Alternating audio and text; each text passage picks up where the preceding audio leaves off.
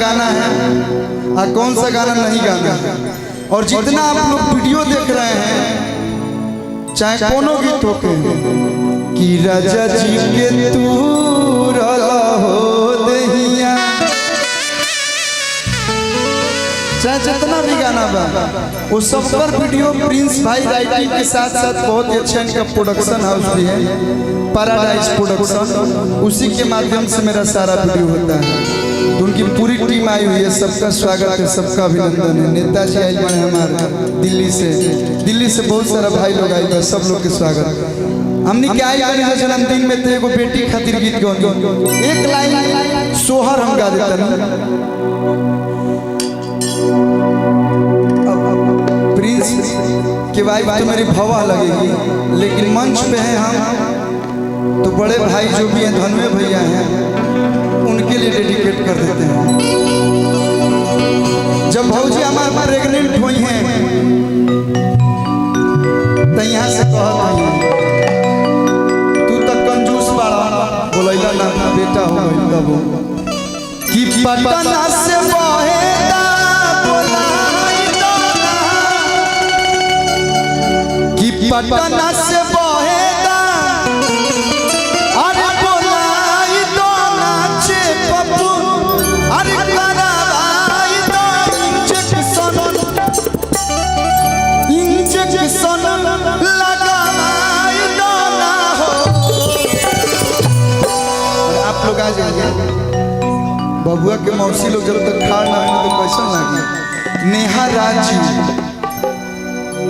आपके भी बहुत बहुत स्वागत। हमको नहीं कुछ तो छूटता हमारा लिए, बहुत ही अच्छे सिंगर, बहुत ही प्यारे नेचर है इनका।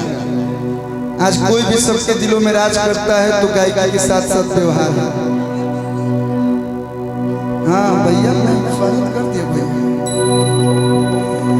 कि पटना से बहेदा, और आज क्यों गाना नहीं के गावे आई, आज सब कोई व्यवहार में आई, गलती से हुए माफी बा, एक ही दो गाए कि पटना से बहेदा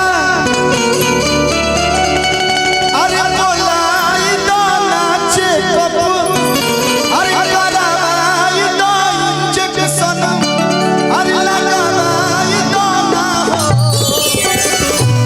गोलू भाई ए राजा होता है दोनी बोले लाखों मोरिया हो, तू दबाई दो ना हो।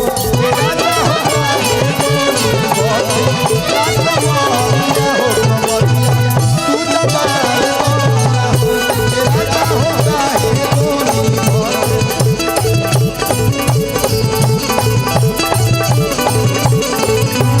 पटना से बहेदा बोलाई दो। ये कोलू राज बाबा हैं। लोग भैया लोग आज आपको जानते होंगे इस इंडस्ट्री में, प्रियांशु जी लोग आज कोलू राज बाबा को जानते होंगे, लेकिन सबसे पुराना साथी मैं ही हूँ। 2008 में आपके घर पर मैं आया था जब इतना छोटा था, और आपकी माता जी, आपकी दीदी, आप पूरा परिवार जो प्रेम दिए थे उस समय, आज भी याद है। ये प्रेम बना रहे और कुछ नहीं चाहिए। पंकज भैया, सोना पांडे जी भी हम लोग के बीच उपस्थित है, आपका भी स्वागत है, स्वागत है। तो साउंड वाले भैया रिदम की आवाज ज्यादा हो तो मंच में वोकल बिल्कुल नहीं सुना दिया, तो ये ज्यादा कर दिया तो वही लोग कम कर दिया। हेलो कि पटना से बहेगा बोलाई दो इंजेक्शन लगाई दो नाचे पप्पू, करावाई दो ना हो।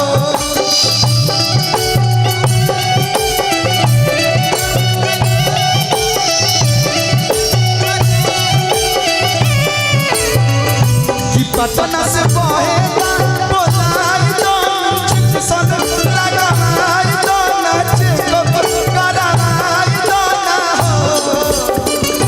ए राजा होता है दोनी बोले लाखों मोरिया हो, कमरिया तू दबाई दो ना हो।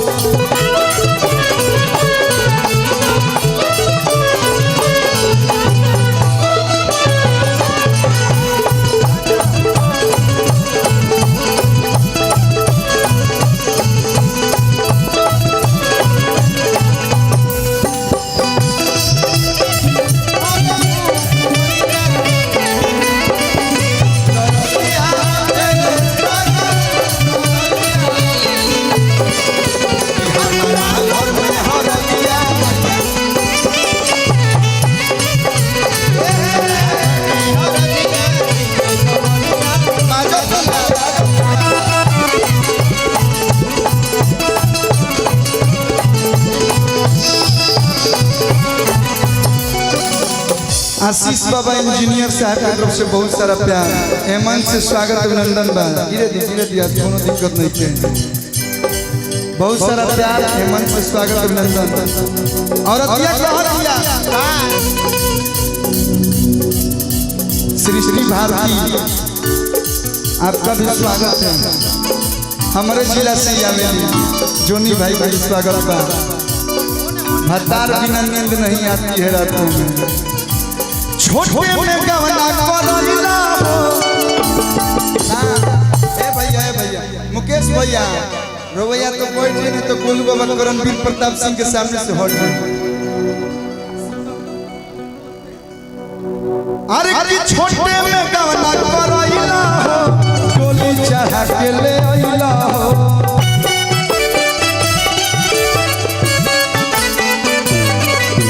हमारा पतन को मोहइला ना, संगही से जरिया डसैला हो।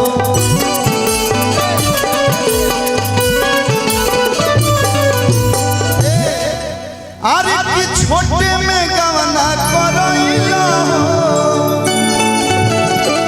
थोड़ा बेस दे दीजिए साउंड वाले भैया। ढोलक के चाटी बढ़ाओ, ढोलक के चाटी। धनु भैया तो कम करा, पूरा कम कर दला मर्दवा। हल्का से बढ़ा के रखिए।